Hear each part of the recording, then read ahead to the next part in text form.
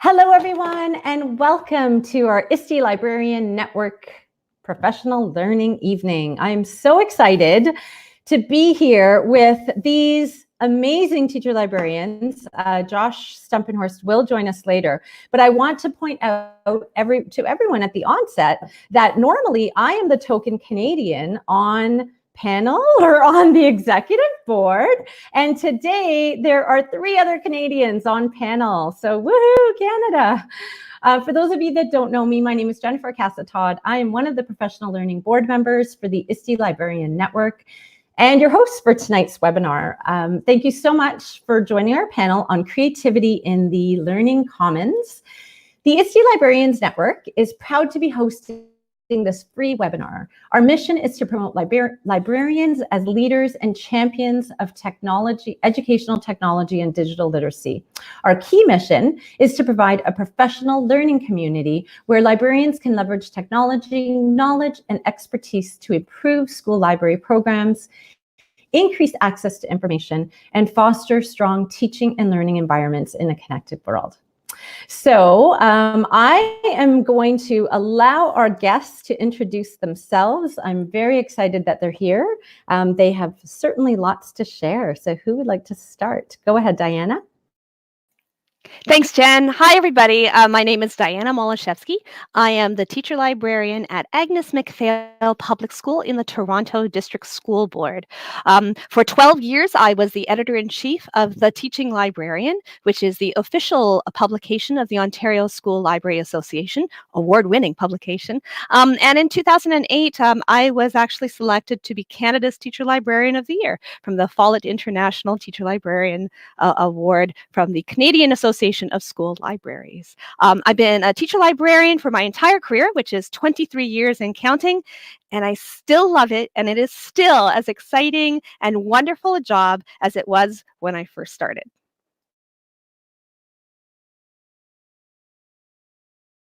Thank you, Diana. We're so excited that you're here. Thank you, thank you. And Larissa.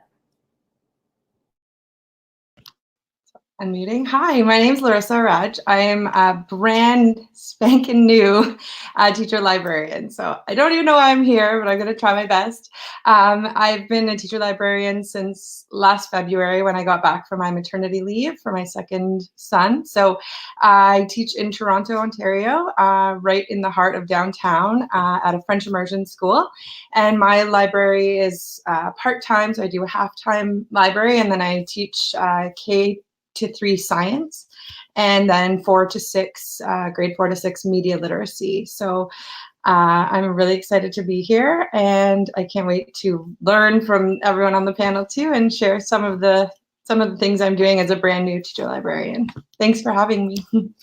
And you are here because you're awesome. Larissa failed to mention she's also a Google Innovator, an Apple Distinguished Educator, and is on the GEG Ontario leadership team with me, which is where I got to know her. So thank you, and we're excited you're here, Larissa. Melanie. Hi, I'm Melanie, or Mel. I answer to most things most days. Most recently, I was teacher librarian at Hillside Public School in Mississauga, Ontario, and I was recently afforded a wonderful opportunity. I'm now the instructional coordinator for libraries for the Peel District School Board. So I am still learning. I can totally feel Larissa's pain. You're always learning, always making mistakes, and I'm very good at making messes, as anyone who's been in any one of my library learning commons can attest to. But just being messy means learning is happening. That's how I do it. Creativity, right? Creativity is messy. That's right. That's what I'm saying, and that's my excuse, and I'm sticking to it. It's all about creativity. Messiness is all about creativity. So Josh does apologize for being a little bit late. So I will tell you a little bit about him before we move into our first question. Josh Stumpenhorst is a Learning Commons Director at Lincoln Junior High School in Naperville, Illinois, which is part of the Naperville Community District 203. He served as a 6th grade English and social science teacher for 13 years. And now he's the Learning Commons Director, where he oversees the library, makerspace, video production lab, and a school arcade. His work has been recognized by the ISTE. He was named Emerging Leaders for ISTE. He's also been recognized as the Illinois Computer Educators Educator of the Year, the Illinois Teacher of the Year, as well as a California Casualty Teaching Excellence Award by the National Education Association, and a lot of other things. And he's an executive on our ISTE board as well. So as you can see, we have lots of experience, and we are going to get started with our first question.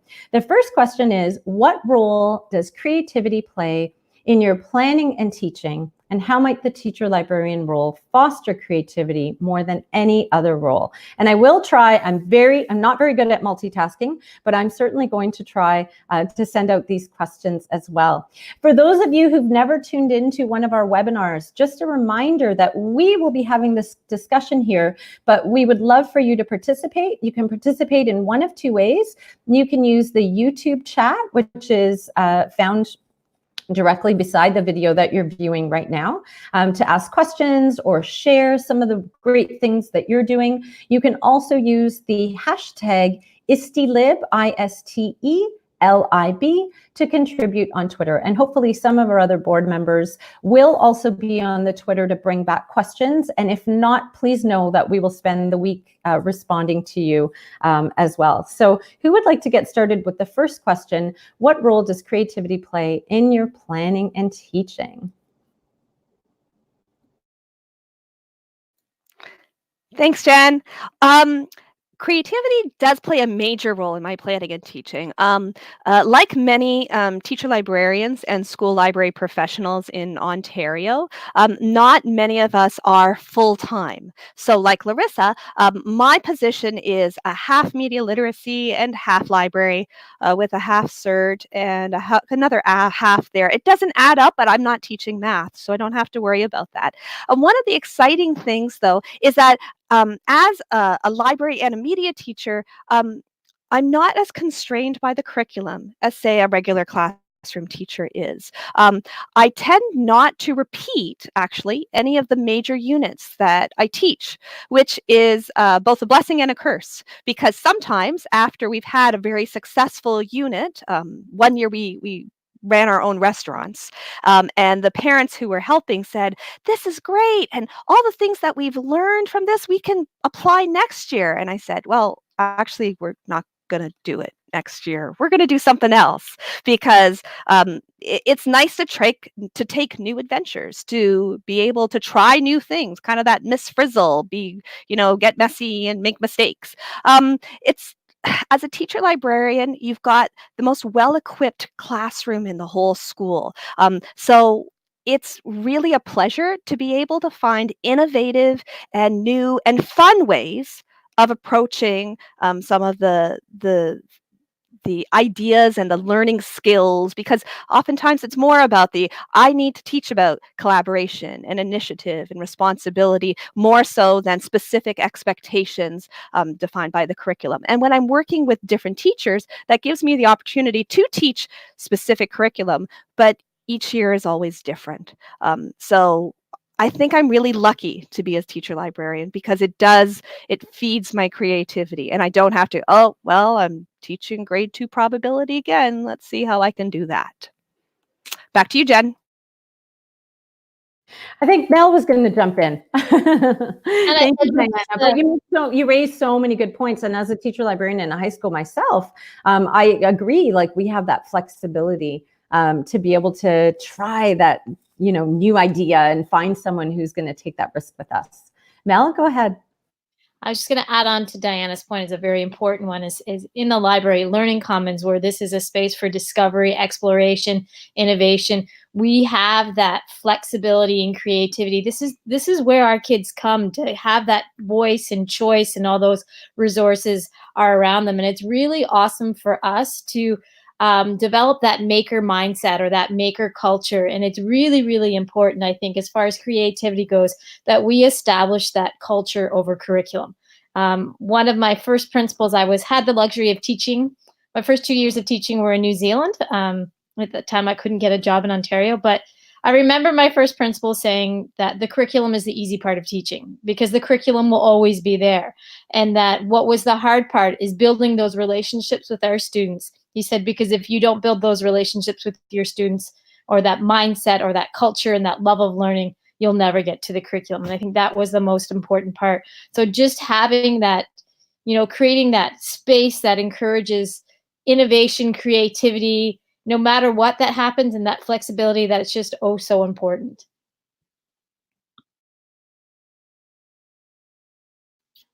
Sorry, I'll jump in. So I was going to say one of my favorite sayings from Einstein himself is that creativity is intelligence having fun. And that's really the way I kind of view the library. Like, as I can echo everything both of you are saying as well, and they're also in my notes too, but basically just that giving that culture of creativity. And I'm right now trying to build a makerspace in my library. It's brand new, so the culture isn't really there, but it is really in every student, because as soon as you give them those open-ended or ways to express themselves, they just fly with it, and the creativity is there. And the other thing I wanted to mention was, a lot of people talk about the play-based learning for the primary years, but I think it's also important to engage the grade 4, 5, and 6s in that same kind of play, and let them explore and play and get creative and messy too in the library. And it is such a great space to be able to do that, because we kind of have a bit more freedom for space and flexibility and all that. So.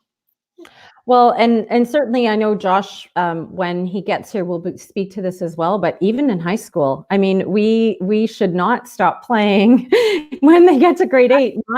My grade 12s get excited about Lego and crafts and all kinds of really interesting things. So it's certainly not something that should only happen in the younger years. 100% agree with you there.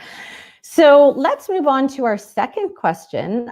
So often we talk about technology and technology-enabled learning. What are the tools, platforms, or provocations even that you have found to spark inquiry and divergent thinking, all those things that we need for creativity to flourish? I can start off if nobody else minds. I really like framing, like even framing an inquiry. I'm a big fan of that level 4 quadrant question, the how might. So how might we solve this problem? How might we do this? And really using with a problem-based learning approach, or beginning with empathy in mind. That's what I like to start with. And any tools, like it doesn't matter what kind of tool that you use, as long as students all have an entry point where you have that low threshold, high ceiling application. As you know, Jen, we went to the Raspberry Pi training. That Raspberry Pi, you can do so many things. I was at the Brampton Library the last couple weekends ago, and we had a teen jam there. And just the application and where the kids took that was absolutely phenomenal. Things like Scratch, or even things like using loose parts. Like there's so many different ways that our students can take using cardboard. Cardboard is one of my favorite tools to use in a library learning commons, because there's so many different venues for the kids to take that learning. Again, it's really based on, giving students, that open-ended question that there's no right or wrong answer, but how might you solve that? And just using tools that have such a variety that where kids can go, I think is important.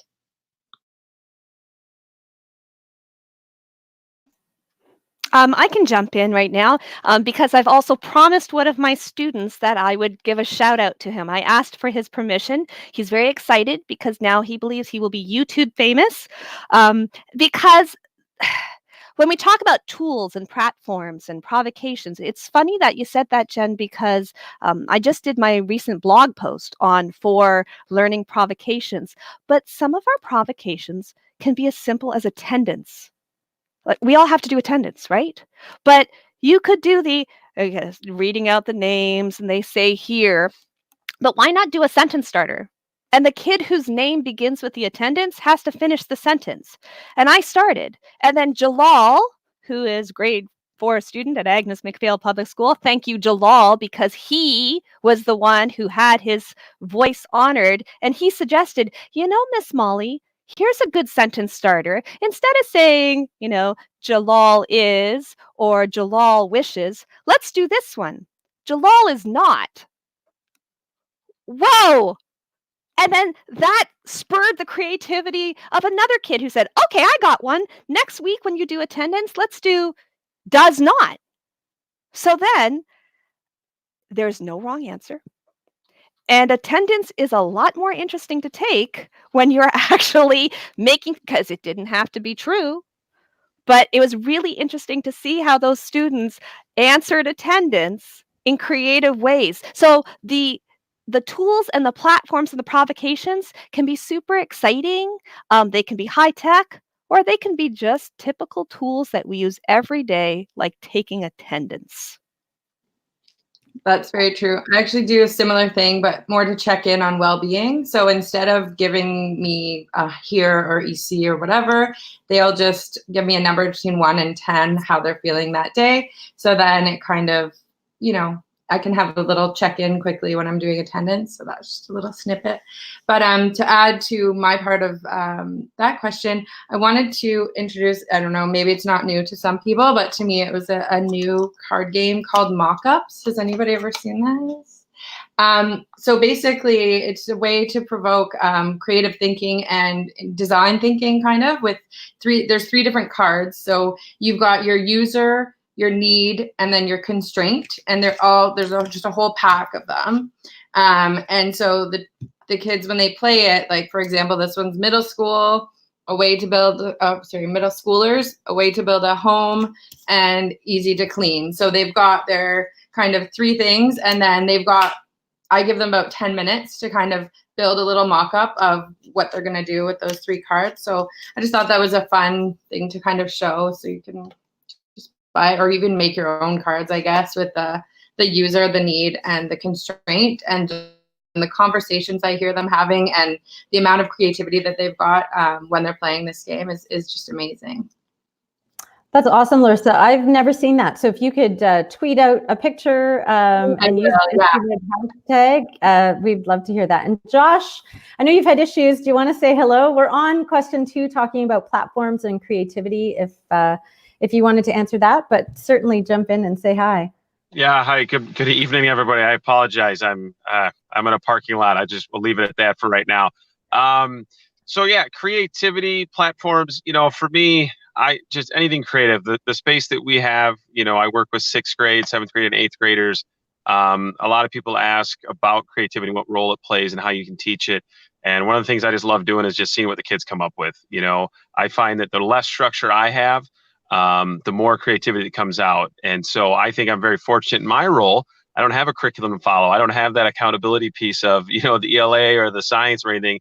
I just, kind of roll things out and see what the kids can run with it. And that's oh man, that's the best part of my job.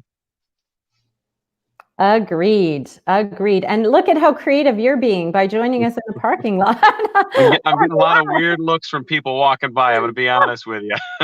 Well, you're awesome. I want to throw out, just because I'm not sure how many people know about the Build to Give campaign.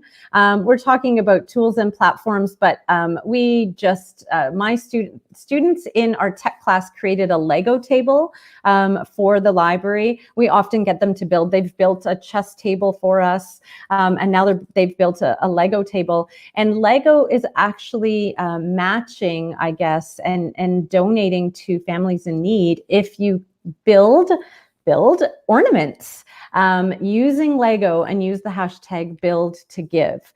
So for me, I use platforms like Pinterest or Twitter to get inspired to bring ideas, and then ask my students, what do you think about this? Do you love it? And if the kids love it, then we do it. But I think that one of those platforms for me is definitely social media and getting ideas from the other amazing community of educators and teacher librarians that are out there doing very creative things with their kids. So that's awesome. Does anyone else want to add about creativity and that question before we move on? I want to piggyback on what Larissa said, which is part of creativity, right? You get inspired by other people. I am one of the founders of Gaming Edus, which is a games-based learning educators network.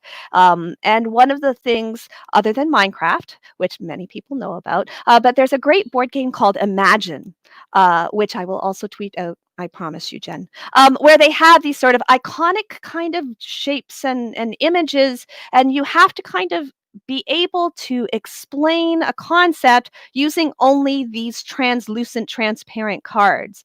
Students love it. Once again, it reduces the sort of competition because you don't feel like you have to do the perfect idea. But it's a wonderful game that my students like and my staff like too, because we play it at lunch. I'm just going to jump in on Diana's. I liked it, and so a couple people have mentioned it.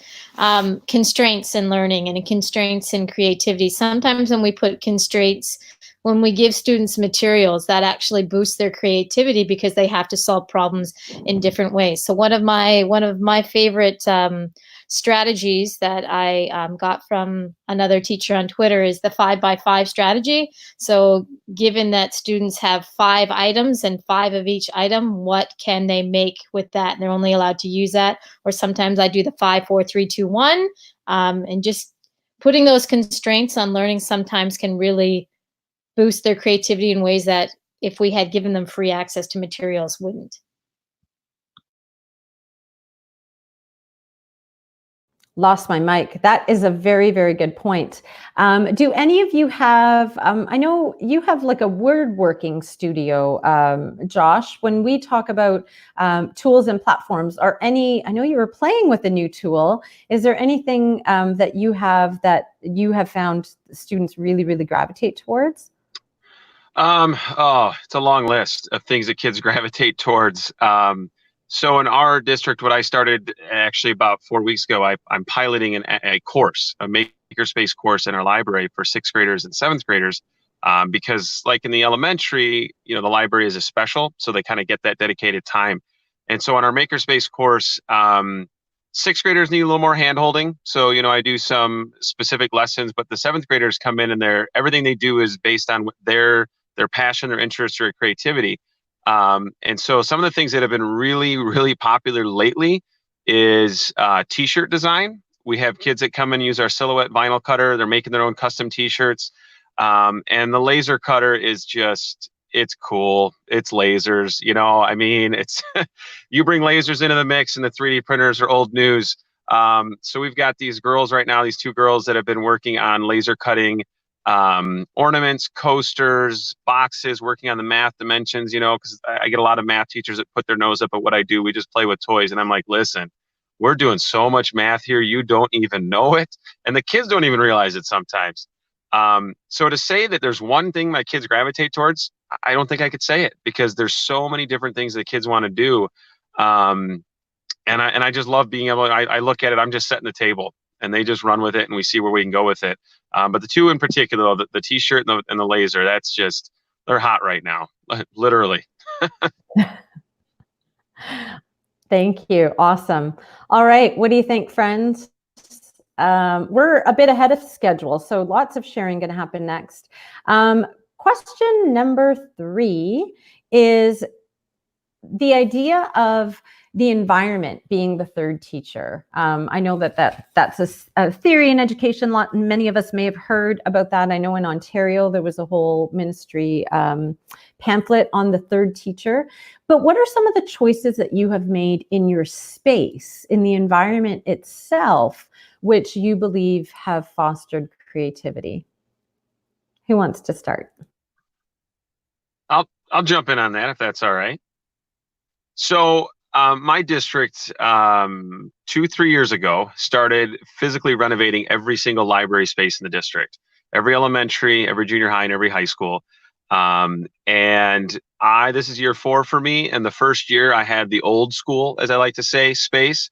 So everything was brown. It was disgusting. It had been that way for 30-some years. I couldn't handle it. It was very old, not very welcoming and warm for kids. And so we redesigned the physical space, the shelving, the seating, everything about it. And it is amazing how it just brings kids in. And as I've looked across our district and the spaces that we're creating with these renovations and furniture, it is certainly an element that is so often overlooked, because there are things that you cannot do if your space is not conducive to it, and it lends to the culture, the environment of the space.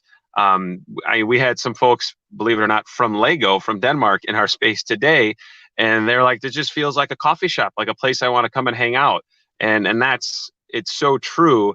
And it's just the space, the physical pieces in the room, what it can move, how it can move, what we can do in that space, is just as much an asset as a good lesson. And I cannot say enough, thankfulness for what I have in my space, but it's such an important piece. And for those that are trying to like go down that road, I would really recommend you read the Space book by Bob Dylan, not the musician, but the educator. And it just really gets you to analyze and look at, those decisions around the physical space and the pedagogy behind it. And it's just, it's so powerful. Thanks, Josh. Who would like to jump in next? I mean, I agree with you, and I'm going to be maybe Skyping with you in the next couple of days. We're planning a library renovation, so you've got my number, Jen. Anytime. Yeah, we've got kids working on it, but I want them to see different spaces too. So that's awesome. Well, and it's funny you mentioned the kids, because when we went through that renovation phase, I actually had a focus group of students of each of our 3 grade levels, and I just sat them down and said, "What do you hate about our library? What did you hate or did not like about your elementary library, and what do you wish we had?" And we created a bullet list, and everything that kids wanted, we made sure was in that space, and then it becomes their space. And there's so much power in that ownership. Mm-hmm. Thank you. Go ahead, Larissa. All right, I'll jump in. So I feel like my library just a few months ago was that brown space that you were talking about. So we're getting there. But one of the first things I did was install a Lego wall, and that just flew.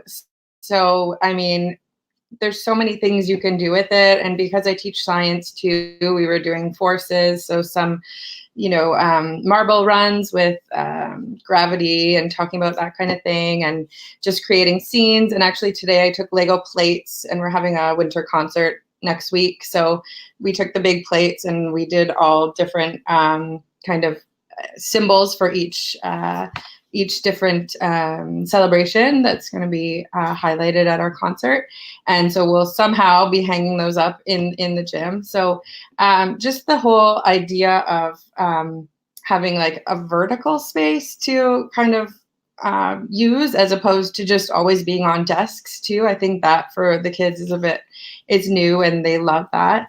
And the other thing, so as all of you Americans know, Toronto won the NBA championship last year. Just had to throw that in. But so my kids were asking if they could make the claw logo of the Raptors logo. So I looked into it, and I found a site called, sorry, I wrote it down here. It's called Brick a Pick. So they're having trouble kind of creating the claw on their own. So you can actually upload any photo, and it will brickify it for you, so that you have kind of like an outline of how to create whatever it is you're creating. So I thought we could even take that further, potentially do kind of like self-portrait kind of thing. I haven't tried an actual image of a person yet, but something like that would be cool. And then beyond the Lego wall, because our library is used for a lot of different things, one of them being bus duty, which means there's about 75 children in the library at the end of the day, every day. I was having a lot of trouble with where am I going to keep all this stuff, and how am I going to keep it without getting hands all over it all the time. So I had just this old library cart, metal cart that was just sitting around, and I thought, what can I do with this? So I ended up attaching some pegboard to it, and then put tools along the side of it. This is what I had pictures of, Jen, so I'm trying to describe it beautifully. But anyway, so there was the pegboard on the side with all the tools, and then I bought a bunch of locker organizers and those metal canisters that magnetize to it. So all of the things are now kind of on a wheelie cart, so I can lock them in my office so they're safe when, hands aren't supposed to be touching them and stuff like that. And that also makes my space a little bit more flexible because it's on wheels. So yeah, if you have any old library carts, you can also check. I've been tweeting on the hashtag LLPS LLC. So that's kind of where I'm putting all of my sharing for the library. Oh, there it is there. So that's the cart that I made. Just kind of threw it together, and it was a lot cheaper than buying a pre-made cart that they sell in the stores. And we got use and kind of upcycled an old library shelving cart. So that's me and my space journey for right now. I'm glad I could get that picture up. I will try to do that the next time there is one. That's great. Mel, go ahead. And I think just to add on what everyone's saying, that the learning environment that you establish is huge in establishing being that third teacher.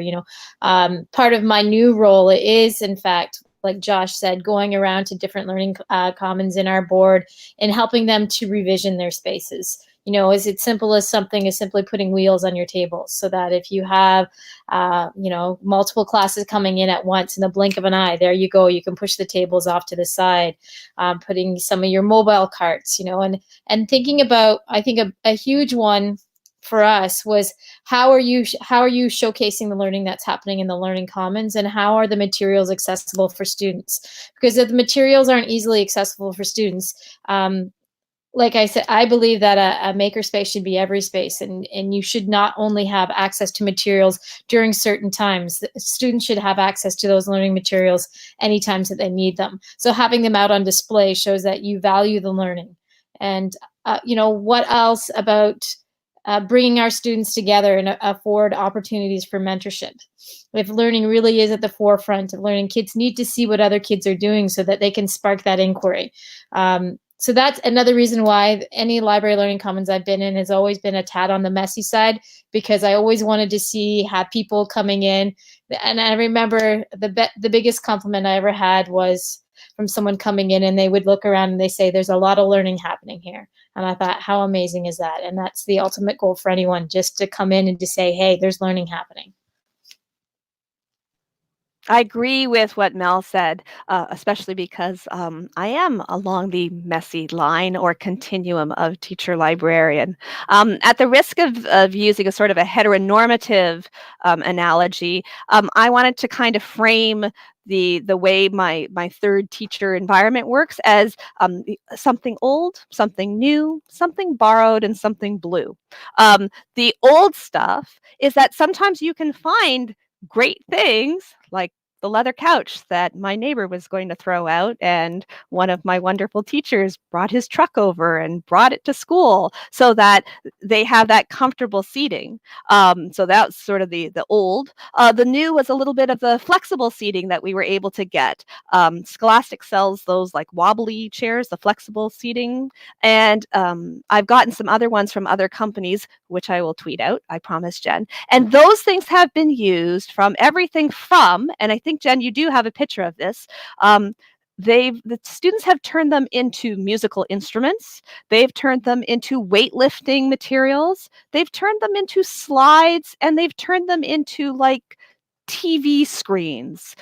So I've got these block chairs, and they love to configure them in different ways, which is really exciting to see the kids using furniture in ways that maybe furniture wasn't always intended to be, but it's a really creative thing to do.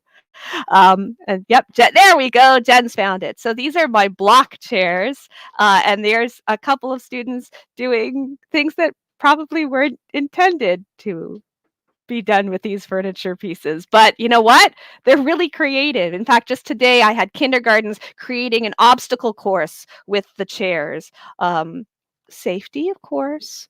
We're trying to be safe, but at the same time, it's their way of being creative. And then they had this whole story, and the floor was lava. It was very exciting. So something old, something new, something borrowed. Oftentimes, when you borrow something from somebody else's classroom or space or non-educational setting and then bring it into the library learning commons, it takes on a new life of its own. So Dean Roberts, one of my teachers, lent me a puppet theater, and we had it in the library for a few weeks. And that led to a lot of great creative exploration.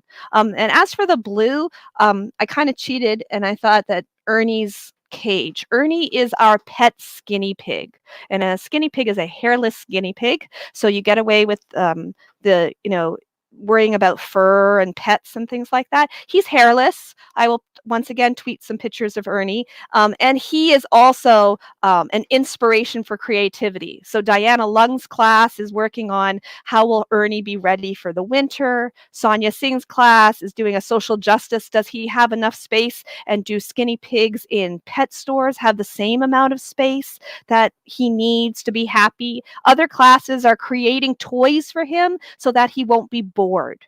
So having those sort of that environment where creativity can thrive, because there's so many neat things, and they don't always have to be the newest sparkly thing. Yeah, I wanted to jump in on that because you mentioned old, right?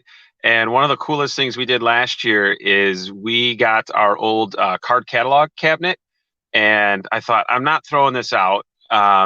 And we actually refinished it. I had a group of 8th graders. We sanded it down, refinished it, put a whole new paint scheme on it, drilled holes in the bottom, and actually created a wiring system. So when you pull our card catalogs out, the drawers are the Sphero charging station for all of our Sphero robots. Oh, wow. It turned out, please.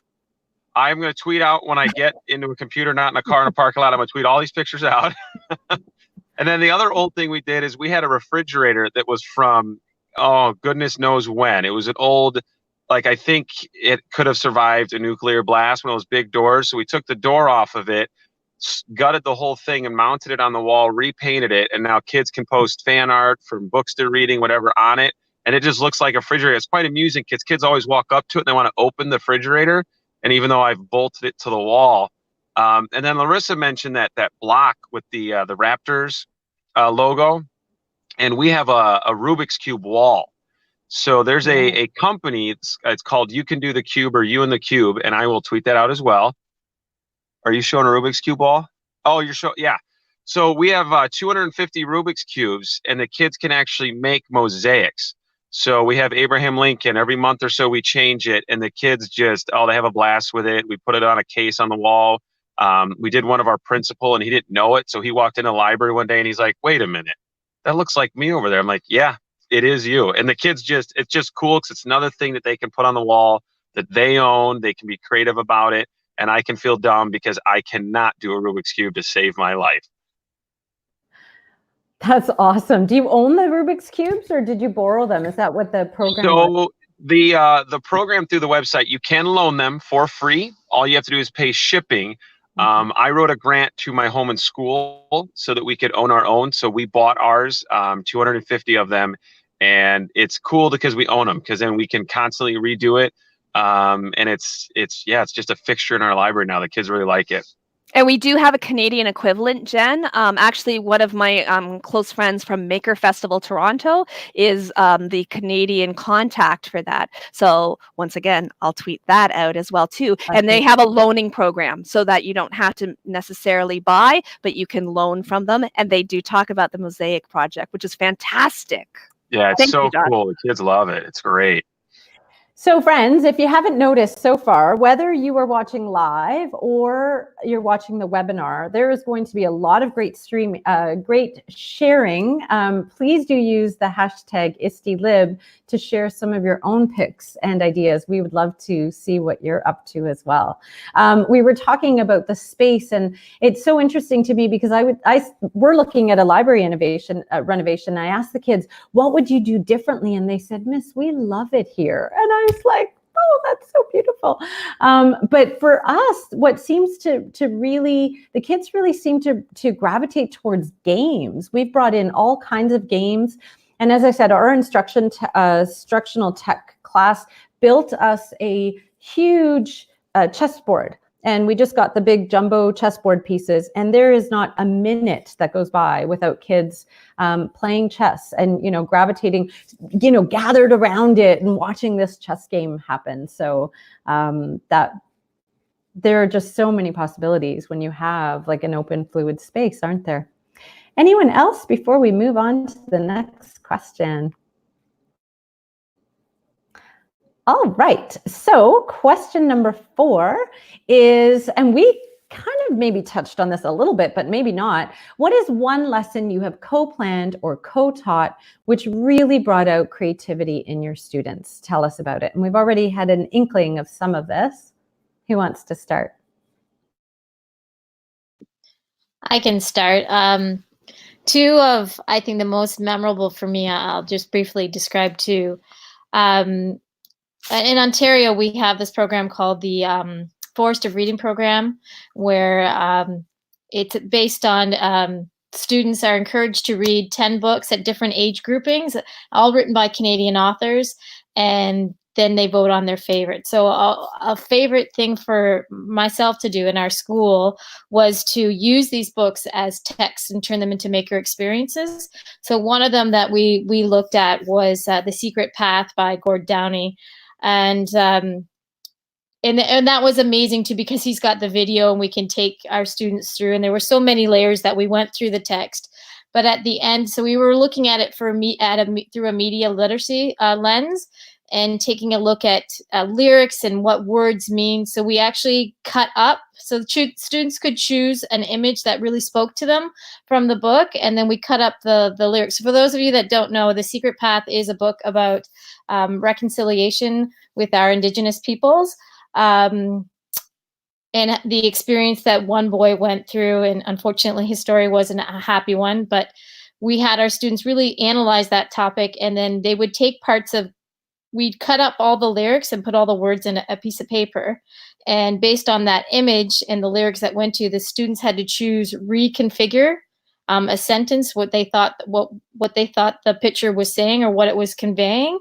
And then they had to choose one color to represent the thinking. So it was just really amazing, again, when we talk about constraints, the things that they came up with using those words, how they analyzed that photo, and how the addition of color really added to the text. I think if you can share a picture, Jen, I don't know if you can make your magic work again, but that was just a really amazing experience to see how something so open-ended produced so many different results. Another one of our favorite experiences at our school was when our students, oh, here comes the picture. I think, yeah, it's right there. So that was one of the images from the book, and you can see they're taking their words and gluing them on. Even the placement of the words, how did that affect how it was interpreted? Another experience that we really enjoyed was using cardboard, because cardboard's awesome, with our grade 7s, and they were creating something that would show their understanding of the particle theory. So the postulates of the particle theory. So, you know, all matter is solid, liquid, or gas, or the particles of something in a pure substance. So, of course, now I can't remember them, but you know what I'm talking about. But it was really interesting to see their representations just using cardboard and how they made that happen. And I think that was just amazing. I can jump in now just because I, unlike you, do not have a huge Rolodex of co-teaching lessons because I just started. But last year, one that stood out to me, and sorry, Mel, I have to say this, your Forest of Making, I love that website. It's amazing. So she's taken all of those books and just given you all these maker ideas that go with these books that everyone's already reading anyway. So it's just amazing. And thank you for doing that. So awesome. I don't remember if this one was from there or not. I don't believe so. But so I read the story Not a Box. I'm sure we're all familiar with that one, with grade 1 and 1-2 students last year. We did it all in French, actually. And then what we did was we created a digital book all together with that. So what they did, I let them just go wild with cardboard and the Make Do set. And they basically got to create anything that they wanted out of cardboard, because if you know the book, it's just a boy that's kind of doing a whole bunch of different things with a box. And so we made this book. Jen, you can, I don't know if you want to show a couple of the photos, but basically if they made a spaceship, so we took a picture of it and in front of the green screen, and then added context to their images by putting a background that went along with it. So if it was a spaceship, it was in space, or just different things. So a chevalier is a knight. And then obviously the Raptors were still going strong at that point. So someone made a whole basketball field out of cardboard. And this was in grade 1, and they just loved it and just had that kind of open-ended activity. And because it was, you know, linked to a book, but this was one of the first projects I did as a teacher librarian that was quite messy. And actually have a funny story. I have library helpers in my library that come every recess or lunch to kind of help shelve and things. And they weren't used to the mess because, like I said, that culture was still kind of growing it in my school. And a lot of those grade 1 projects got taken apart when I went to the washroom.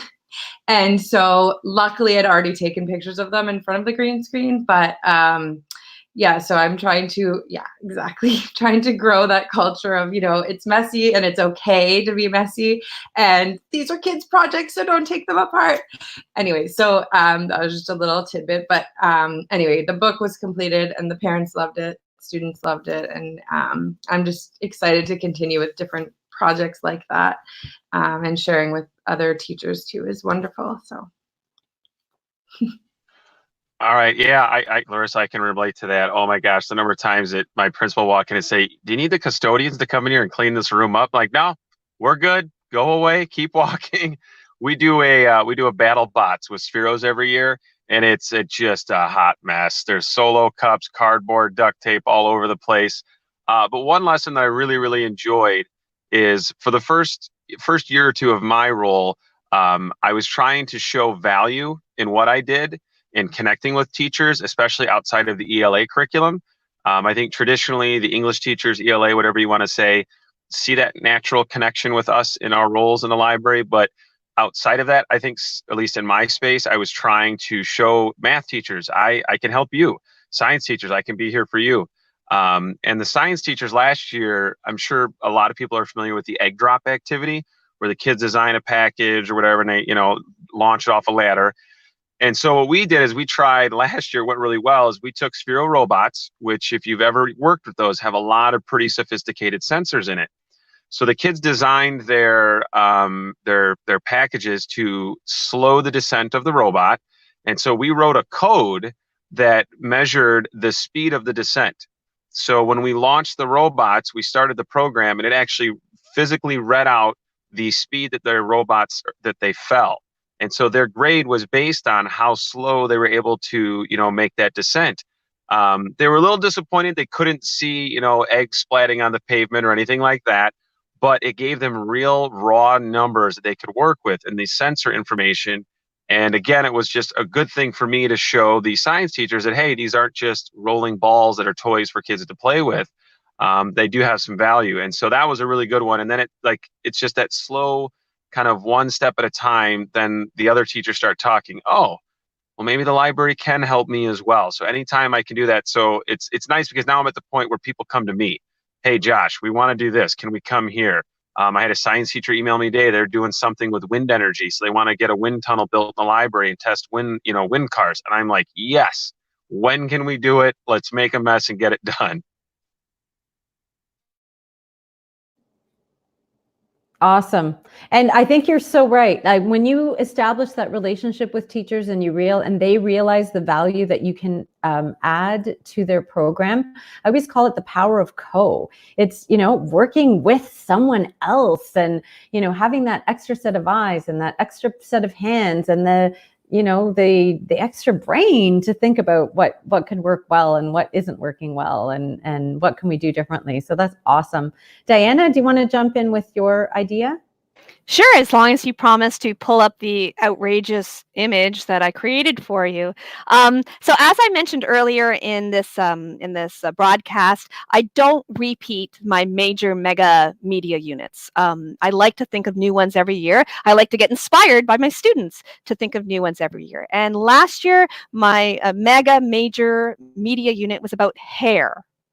And hair as a media concept. And so I was at a conference of the ECHO, Education Computing Organization of Ontario. They have a session as part of their conference called Minds on Media. And someone who came to my booth with the Association for Media Literacy introduced me to this app. And I think it's called UCAM Makeup.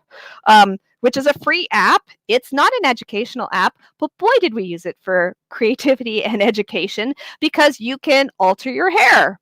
And so the students, which I don't have permission to show their pictures, ergo you get 8 pictures of me trying out the app. But they were able to make virtual hair makeovers for themselves. And then they wrote paragraphs about the overt message of this, the implied message, the potential biases, like how might people judge people, or what might they think a person is like based on their hair, who would be the intended audience, like who might like your hair like this. And it was and students from grade 1 to grade 8 did this, and it was fantastic. It was also a great opportunity for students to spread their wings, because anything went. Like, these are just a few of the things that I did, but they went super creative. And some of them, I also liked it because it was an equity piece too, because I had some boys try out quote, quote, girl haircuts, and I had some girls try out quote, quote, boy haircuts, and they were able to have these conversations. So creativity allowed for some equity work. And it was a lot of fun to see all these different pictures. UCAM Makeup is, like I said, a free app. And that was just one, because I'm cognizant of the time and there's so many great things to share. But that's just one way that I've co-taught and gotten a chance to let my students' creativity run wild. That is so fun. Diana, thank you for sharing that. Thank you, all of you, for sharing that. Alana is on our YouTube chat, and she is sharing that she makes interactive learning displays with classes, having success, especially with history and art classes, that she used Black history by making a visual representation. Hold on, I could show this, guys. Visual representation of their learning, and her contribution was a taped rectangle on the floor with a bucket and a blanket, the dimensions of Mandela's prison cell. Oh my goodness. She also shared that art displays, adding feedback loop with envelopes and small tags and provocative questions, and that students were able to leave impressions or answers for the artist in envelopes next to the artwork. So thank you so much for sharing that, Alana, and thank you, StreamYard, for letting me show that without having to read it in small on the side. I love it. Any other lessons that you want to share? We have just a couple of minutes here.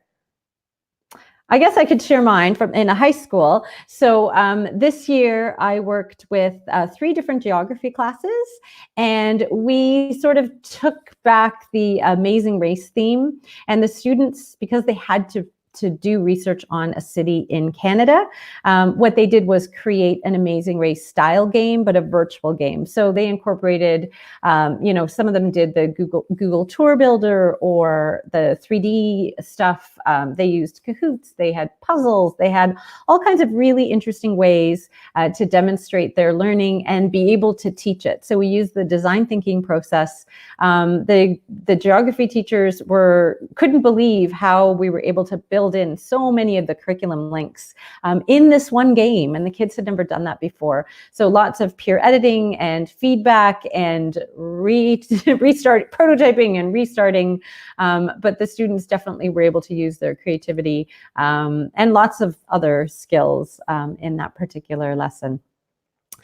So why don't we come to our last question? And the last question, or what I would love for you to respond to, is there may be people listening who go, oh, I'm just starting on this journey, or I'm not sure, I haven't really embarked on this co-teaching journey yet. What advice would you give teacher librarians who would say that they're either not creative or that there are maybe too many constraints, or just who aren't quite sure where to start? And we're going to do this, if we can, in the form of a one-sentence response. So are you ready? Who wants to start? I'll go first. Okay. Okay, sorry. It's okay. I was just going to say, try one thing. So creativity is contagious. So hopefully you'll catch the bug. Try one thing. Love it. Thank you. All right, I'll take a stab at this. So anytime I get asked any of this stuff, my standard response is, it's not about us, it's about the kids. So what can you do for them? Love it. I can try. And I hope it might be a run-on sentence, but that's okay. Turn to your students and others for ideas, sparks, and hooks, and don't be afraid if some of the ideas sound weird. I remember reading on Twitter that somebody thought to put sharks and tornadoes together in a movie, and look what happened. Well, there you go. Don't worry about being weird. I love it. And Mel? I think to add on what everyone else is saying, and to quote A Field of Dreams, that was the baseball movie with Kevin Costner, right? Yeah. So to paraphrase that, if you build the culture and environment, they will play. And I think we really need to place trust in our learners. And by learners, I mean everyone. If we set up that environment and establish that culture, it will come along. They will play. Yeah. Jen, what about you? What's your sentence? I'm moderating. I'm not supposed to answer this. No, I would definitely say just try something. I agree. Try something and invite kids in terms of their opinions, and ask and hang out with the people in ISTELib and the webinars that we offer, because we are very much better together. We're a supportive environment, and it can sometimes feel so, this is more than one sentence, but we can sometimes feel so isolated in our roles. That weird idea seems even weirder because there's no one to bounce that off of. And so certainly taking advantage of a professional learning community on Twitter or on Instagram, or wherever you can find it in your own spaces, do it, because there are other weird people out there that may just love that idea, and maybe you could work together. So I wanted to just say, and Alana has a sentence. I'm going to add it. Read the Participatory Museum, go to civic spaces, and watch how they're designed to get patrons involved. Thank you. That's awesome. That's a great one sentence. And I love how you're all participating in the chat as well. So on behalf of the ISTE Librarians Network, Josh and I would like to thank you so much for being on panel. We would like to invite you to join our book study, which is going to be happening in January. We're going to have a launch with Cornelius Minor, who's going to join us, and we are going to look at his book, We Got This. The ISTE Librarian Network is continuing conversations about diversity in our libraries, and that's just one other way we plan to do that. We thank you so much for joining us this evening. If you are watching the webinar, please do use the hashtag ISTELib to continue the conversation and to share your awesome and weirdness and creativity with the world. So thanks again, everyone. Thank you.